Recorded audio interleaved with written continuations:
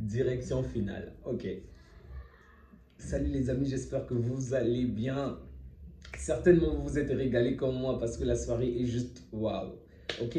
On se qualifie pour la finale et on a gagné. Ok. On a gagné le match. C'était pas facile. Rendez-vous compte que le Real et le Barça ont pratiquement fait le même score. Le Real gagne 1-0 au match aller. Et le match retour se termine sur un score de 4-4. Nous, au match aller, on fait un score de 4-4. Au match retour, on gagne sur un score d'1-0. Et la folie, c'est que ce match-là, je m'attendais à ce qu'il y ait beaucoup plus de buts. Et comme la plupart des personnes, on s'attendait à ce qu'il y ait une panoplie de buts. Mais le match était tellement serré. Au début, l'Atlético a vraiment joué cette carte défensive avec 5 joueurs. Nous, de notre côté, on ne pressait pas énormément. Et je pense que c'était très bien joué. Okay, même au-delà du score, je pense que c'est une très bonne tactique parce que, souvenez-vous, en championnat, on a perdu contre cette équipe de cette manière. Ils avaient joué la carte défensive, on a foncé. Et bien évidemment, on a réussi à casser les lignes une seule fois. Mais dès qu'on a commis 2 petites erreurs, ils ont réussi à nous avoir dans le dos et finalement, ils ont marqué 2 buts. Donc aujourd'hui, on a vraiment joué avec la maîtrise. Même avant que l'on parvienne à marquer, c'était calme. Ok. En fait, c'est juste dans les derniers mètres que les joueurs mettaient vraiment de la pression, du tempo.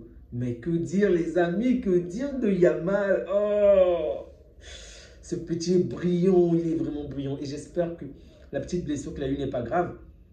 Mais bon, dans tous les cas, il sait être décisif dans les matchs importants. Ok.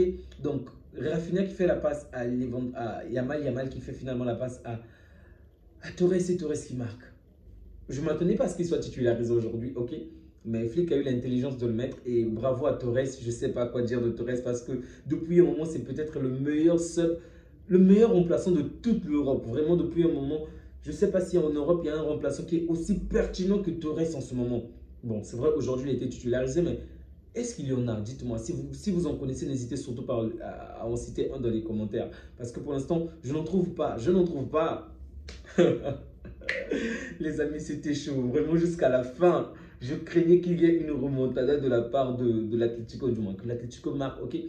Souvenez-vous qu'avant que ce mois ne débute, l'Atlético était l'une des équipes en Europe qui marquait le plus dans les dernières minutes, dans les 5 dernières minutes, ok. Et donc là, je me suis encore retapé le match 2-1. Je me suis dit, ah, c'est pas bon, c'est pas forcément bon. En plus, pendant le match, les journalistes de l'équipe était tout en train de rappeler, en tout cas la dame, dès le début du match, elle avait rappelé que l'équipe qui marque dans ce genre de match, Barça contre l'Atlético, l'équipe qui marque en première n'est pas forcément celle qui gagne. Et c'est vrai, lorsqu'on a vu les statistiques, les matchs où on a perdu 2-1, on avait commencé à marquer, mais l'Atlético nous avait rattrapé. Le match où on les avait battus, ils avaient commencé à marquer, finalement, on a marqué beaucoup plus de buts. Le match où on a fait un match nul, ben, ils avaient commencé à marquer, je pense, nous. Bref, dans tous les cas, c'était un score de parité. Donc, marquer un seul but ne suffisait absolument pas. Et même à 2 buts, moi, je devais être calme si on avait marqué 3 buts, mais jusqu'à la fin, on a tenu bon. Une chose qui prouve encore une fois que on n'a peut-être pas la meilleure défense européenne, ça c'est évident, c'est certain. Mais ces joueurs-là également savent s'unir pour jouer la carte défensive. Ils savent s'unir vraiment pour se donner à fond défensivement. Et on l'a vu. C'est vrai que je suis un peu déçu offensivement, je dois le dire. Je vais y revenir après. Mais défensivement, c'était plutôt intéressant. C'était vraiment parfait, les amis. Revenons sur le point offensif. Comme vous l'avez certainement remarqué, on aurait pu gagner avec au moins 2 buts aujourd'hui ou 3 buts. Mais des moments où des joueurs jouent un peu trop la carte solitaire en fait. Et j'espère que c'est juste ce match qui les a mis dans ce contexte-là. Parce que si ces joueurs-là continuent de cette manière, je crains que pour la suite, le résultat ne soit pas positif pour nous. Parce que il y a des moments où Rafinha avait la possibilité de faire la passe à un autre joueur. Que ça puisse être Yamal ou Torres. On aurait pu marquer. Mais il a voulu finir l'action. Des moments où il s'appelle comment, le jeune Yamal également pouvait faire la passe, mais il a voulu aller jusqu'au bout. Et ça m'inquiète un peu parce qu'en début de saison, ces joueurs-là se faisaient tellement de passes, ok. Ils étaient vraiment dans le partage. Je ne dis pas qu'on est passé à l'extrémité, ok. Il y a toujours ce côté groupe, cette cohésion du groupe. D'ailleurs, on voit que Yamal est vraiment un grand passeur, le meilleur passeur décisif de cette équipe normalement. Mais dans la surface, petit à petit, je vois des choses qui ne me plaisent pas vraiment. Des moments où on peut faire la passe, on peut faire finir l'action. Je ne sais pas si ce qui se dit dans les coins, ce qui se dit entre eux, pour peut-être ce titre de ballon d'or, parce que c'est ce que je crains le plus.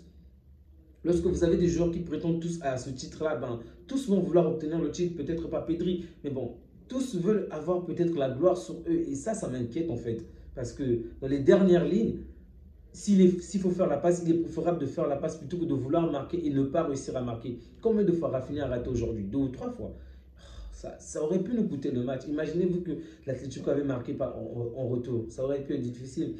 Yamal également, à un moment où il pouvait faire la passe, mais il a voulu finir. Mais bref, dans tous les cas, j'espère que Flick va remettre les choses au clair et qu'il fera en sorte que tout rentre dans l'ordre. Vraiment, Torres, merci Torres. Merci Torres, le requin. Oh, renouvelez-moi son contrat, renouvelez son contrat. Peut-être pas pour 5 ans, mais renouveler son contrat parce que pour l'instant, il fait du très très bon travail. Et je comprends le Torres qui pleurait la saison dernière, qui dit qu'il voulait rester au Barça, qu'il voulait réussir dans ce club. Ok, si tu nous fais ce genre de match, si tu nous fais ce genre de choses, tu peux rester, il n'y a aucun problème. Reste, reste, reste. Je crois qu'il a 5 buts dans cette compétition. Vraiment, bravo à Torres, bravo. Du côté de... Donc, comme je l'ai dit, Yamal a fait un très bon match, même s'il n'a pas marqué, mais il a été décisif avec sa passe décisive. Il était très bon avec les dribbles, mais il m'inquiète encore un peu. Comme je l'avais déjà dit la fois dernière, la fatigue, les blessures. Bon, il n'est pas blessé, c'est pas grave, on va dire, mais j'aimerais vraiment qu'il se repose, vraiment. Les matchs qui vont suivre ne seront pas des matchs faciles. Le Real Betis, c'est vraiment pas facile. Les Ganes également, je vous rappelle que les Ganes nous avaient battu au match aller parce on avait essayé de tourner l'équipe, donc ça ne sera vraiment pas évident de tourner une équipe face à les Ganes. Mais bon, il faut qu'on trouve un moyen pour qu'ils se reposent. Yamal et Pedri, au moins ces 2 jours-là. Les autres peuvent encore jouer, mais ces 2 jours-là, je pense qu'ils doivent avoir un bon temps de repos.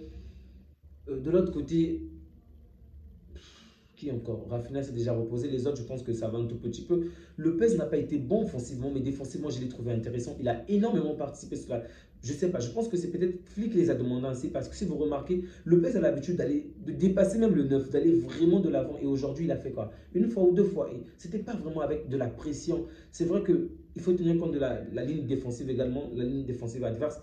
Mais bon, je pense qu'aujourd'hui, il n'a pas été vraiment offensif. Et je pense que c'est le coach qui a donné cette consigne-là. On n'a pas vu le Barça réellement presser, réellement mettre du pressing, aller de l'avant pour constamment marquer, mettre cette vitesse-là. Le match était plutôt assez calme, au début même soporifique. Et le fait que le match soit autant haché n'a pas arrangé les choses. Il y a eu tellement de fautes. Je précise qu'on a commis plus de fautes également. Je crois que c'est comme ça que ça se termine, sauf si à la fin ça a changé. Le Barça a commis plus de fautes, mais nous c'était des petites fautes, ok? Pour retarder le joueur, pour pousser la balle. Des fautes parfois involontaires, mais du côté de l'Atlético, c'était de véritables bouchées. Ils ont failli blesser de nombreux joueurs. Rafinha à plusieurs reprises a subi des semelles. Et Yamal également s'est même blessé. Bref, c'est pas grave, je précise, mais c'était quand même dangereux. Ah oui, à la fin, voici le nombre de fautes. Donc le Barça a commis 22 fautes, tandis que le côté de l'Atlético, 11 fautes. Et lorsqu'on voit des cartons, je pense que l'Atlético a plus du double des cartons jaunes parce que de notre côté, c'était des petites fautes, ok? Des fautes que Pep avait l'habitude de faire avec ses équipes.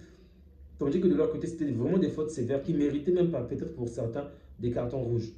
Ok, donc c'était difficile aujourd'hui, c'était vraiment difficile parce qu'en deuxième période, on n'a pratiquement pas existé, ce qui est totalement convenable parce que on marque en première période, on a l'ascendant, on joue contre une équipe défensive, ça ne sert à rien de se mettre en danger à vouloir marquer encore et encore parce que nous étions déjà qualifiés, nous sommes chez eux, il y a le sport, il y a le stade, il y a tout ce qui est derrière eux. Donc c'est à eux de sortir et de vouloir marquer parce que s'ils veulent préserver le score, ils savent qu'ils sont morts. Et sachant que c'est la dernière compétition dans laquelle ils peuvent encore survivre, qu'ils pouvaient encore survivre, c'était évident qu'ils devaient faire autrement. Et on l'a vu en deuxième période, ils se sont donnés à fond. Heureusement pour nous que ça n'a pas suffi, vraiment heureusement, sinon on aurait été vraiment dans de sales draps.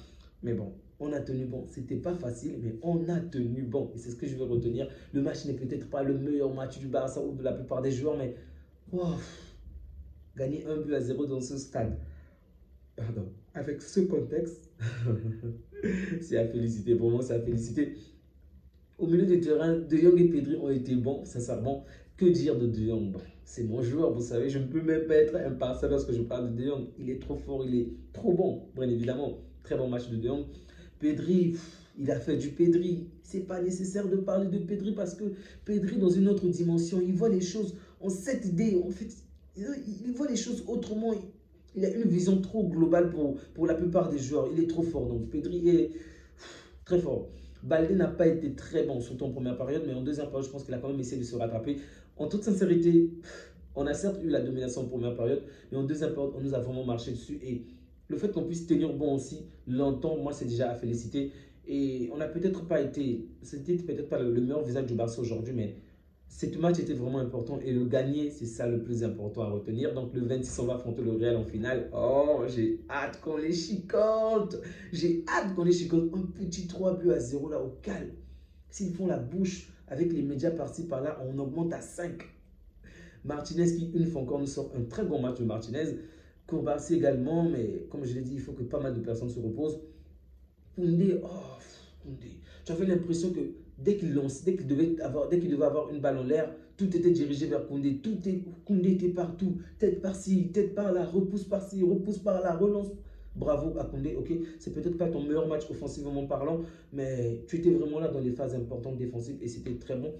Les remplaçants également étaient intéressants, surtout particulièrement, et ça je dois le dire, déjà le match passé il était bon, même s'il avait quand même commis une erreur. Aujourd'hui il a encore été très bon à Araujo. Il a vraiment été bon, il nous a énormément sauvé, ok. Même je pense que sur l'erreur que Martins commet, le coup franc finalement vers la fin, c'est vraiment grâce à lui qu'on a encore tenu bon, sinon l'adversaire aurait pu marquer. Donc très très bon match de Araujo, bon match de Eric Garcia. Robert Lewandowski a essayé de faire de son mieux, mais face à cette défense, ce n'est vraiment pas facile. Martins, je dirais un match plutôt correct. Pas fameux, mais pas non plus moche. Donc, correct. Bon, les matchs passés, je souhaitais que certains joueurs entrent principalement Ansu Fati, mais aujourd'hui, il y avait le stress était au max. Je n'ai même pas pensé à lui à un seul instant du match. Pour vous dire de quelle manière j'étais tellement focus sur ce match, vraiment focus à 100. Bref, on a gagné, on s'est qualifié et c'est ça le plus important, les amis. Comme vous le savez certainement, Olmo a été retiré de la liste. Donc, apparemment, il y a un souci par rapport à l'enregistrement de Olmo. J'espère que ça sera réglé. Olmo et Hector Ford, sans erreur de ma part, ces deux joueurs-là. Donc, apparemment, on n'atteint pas la somme minimale, la somme requise pour que ce joueur-là puisse être enregistré. Tout cela est lié aux places aux places VIP que le Barça avait vendues à 100 millions d'euros. Bref, une fois encore, c'est vrai que la Liga nous attaque. C'est vrai que la Liga nous met des bâtons dans le roue tout le temps, mais il faudrait vraiment que le président du Barça et toute sa direction fassent le nécessaire pour régler ce genre de détails beaucoup plus tôt. Ok, c'est quand même honteux quand on revient encore et encore. Et là, je sais pas, d'après les médias, ils vont faire le tout possible que ça se fasse avant le 31 juin. Mais bref, les mecs, vous avez eu, je sais pas, 3 mois. Qu'est-ce que vous faites? Qu'est-ce que vous faites? Vous n'êtes pas comme les joueurs qui jouent tous les jours. Vous avez du temps. Arrêtez de constamment. Je ne dis pas que c'est mal, ok? On s'intéresse à de nombreux joueurs. C'est bien tout ça, mais on a des problèmes financiers. Réglez d'abord les choses basiques, vraiment.